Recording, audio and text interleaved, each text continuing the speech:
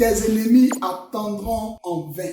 Voyant que cela était agréable aux Juifs, Hérode fit encore arrêter Pierre. Ce texte du livre des Actes, le chapitre 12, le verset 3, nous parle des hommes qui se sont réjouis quand Hérode a éliminé Jacques. Hérode tua Jacques et des Juifs s'en réjouissaient. Le malheur s'est levé contre Jacques et certaines personnes qui le connaissaient se moquaient à la limite de son malheur. La vie de quelqu'un venait d'être écourtée dans la fleur de l'âge et des gens qui auraient dû avoir un peu d'humanité en eux étaient plutôt excités à le voir mourir. Chers amis, vous ne le savez peut-être pas, mais il y a des gens autour de vous qui attendent que le malheur vous surprenne. Il y a ceux qui croient que vous ne méritez pas d'être à cette place actuelle, qui vous donnent à manger. Déclare avec moi ceci: ils attendront en vain.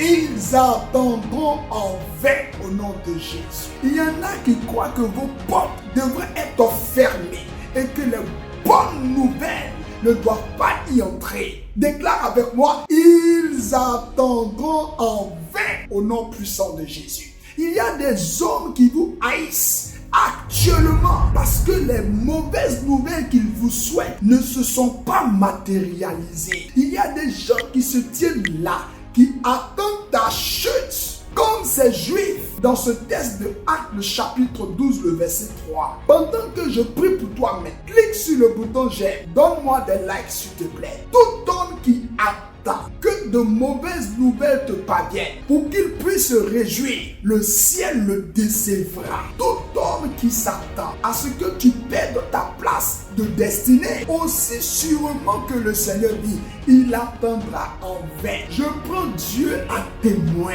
Les mauvais vœux de tes ennemis ne s'accompliront ni aujourd'hui, ni demain, au nom de Jésus-Christ de Nazareth.